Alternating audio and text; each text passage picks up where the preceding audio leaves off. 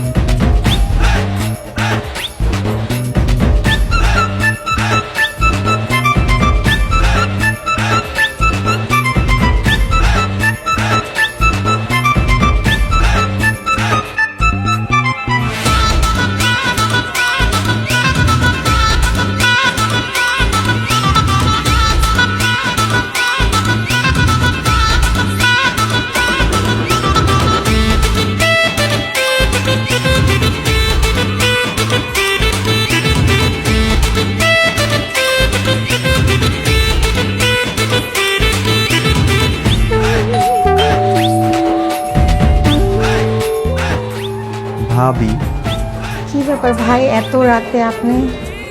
আসলে ভাবে আপনার বাসায় কি কিছু খাবার হবে? মানে মানে হচ্ছে কি, প্রচন্ড খিদে পাইছে। এদিকে ঘরে যত খাবার রান্না করা ছিল সবকিছু তিশা ফেলে দিছে, ফ্রিজেও কোনো খাবার নাই। যদি কিছু খাবার আপনার বাসায় হতো আর কি। ও আচ্ছা, বুঝেছি। হ্যাঁ খাবার আছে, আসেন ঘরে আসেন। না না না, ভিতরে যাওয়া যাবে না। আপনি এক প্লেট খাবার আমাকে এখানে এনে দেন, তাহলেই হবে।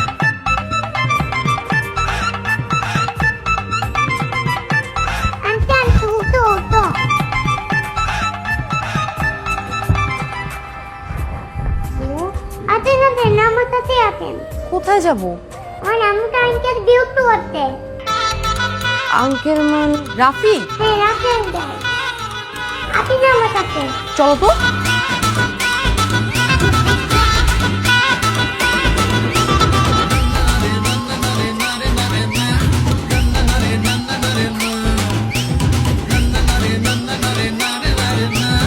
ভাবি, এটাকে আপনি নিজের হাতে রান্না?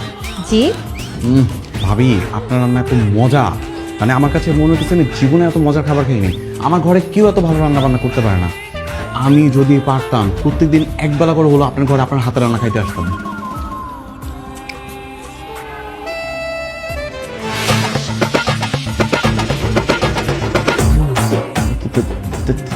তিশা, তুমি এখানে?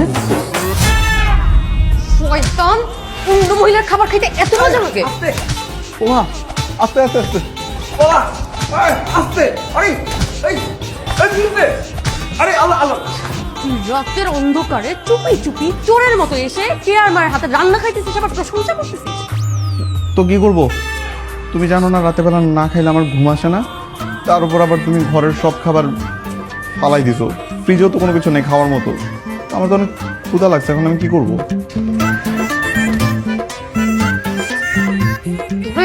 জনমের খবর খাওয়াইতেছি। আর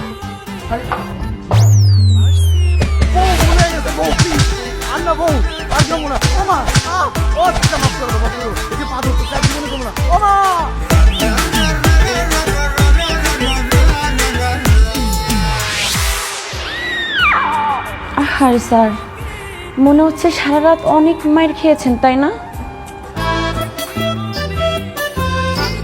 কি আর করার, কপালে থাকলে তো মাইর খাইতেই হবে। এত মাছ নেই, স্যারের গলায় ডিভাইস লাগানো আছে, ভাবি সব কিছু শুনতে পায়, তাই না? ওটা খুলে ডেস্কের ওপাশে রেখে আসছি, কিছু শুনতে পাবে না, যা ইচ্ছা বলেন। স্যার, আপনি যে গেরাকলের মধ্যে আছেন আপনার এই জীবনের অপর নাম তো তেজপাতা। জানি না প্রেশার কুকারের মতো যার কতক্ষণই জ্বালা যন্ত্রণা আমার আর সহ্য করতে হবে আমি নিজেও জানি না। আচ্ছা তোমরা তো আমার ছোট ভাই বোনের মতো, তোমাদের কাছে কোনো বুদ্ধি থাকলে আমার একটু বুদ্ধি দাও না, কিভাবে এই জ্বালা যন্ত্রণা থেকে মুক্তি পেতে পারি। আচ্ছা স্যার, আমি বলি কি, আপনি নয় ছয় বাদ দিয়ে দিন, তাহলে ভাবি আপনাকে আর সন্দেহ করবে না। ব্যাস। আপনার কাছে মনে হয় আমি নয় ছয় করি? জীবনে কোনো উল্টাপাল্টা কাজ আমি করি? আরে ভাই আমার বউ একটা মাস্টারপিস, আমি যদি দুধ দিয়ে গোসল করে আত্মশুদ্ধিও করে যাই তারপর তার সন্দেহ আমার উপর থেকে যাবে না। স্যার, ম্যাডাম আপনাকে অনেক ভালোবাসে, বুঝলেন? যত সন্দেহ তত ভালোবাসা, এটাই মেনে নেন। জি স্যার, মেনে নেন। এই ভালোবাসা আমার জীবনে 13টা বাজাই দিচ্ছে। এমন ভালোবাসা আমার দরকার নাই। উঠতে বসতে আমি খিস্তি খাইতেছি। আপনার অফিস থেকে বাসায় গেলে কি করেন? রিল্যাক্স করেন, আরাম করেন, আর আমি ভিডিওটি ভালো লাগলে লাইক, কমেন্ট, শেয়ার করে চ্যানেলটি সাবস্ক্রাইব করুন। আর সেই সাথে এই ভিডিও সম্পর্কে আপনার মূল্যবান মতামত জানাতে ভুলবেন না। কিন্তু ধন্যবাদ।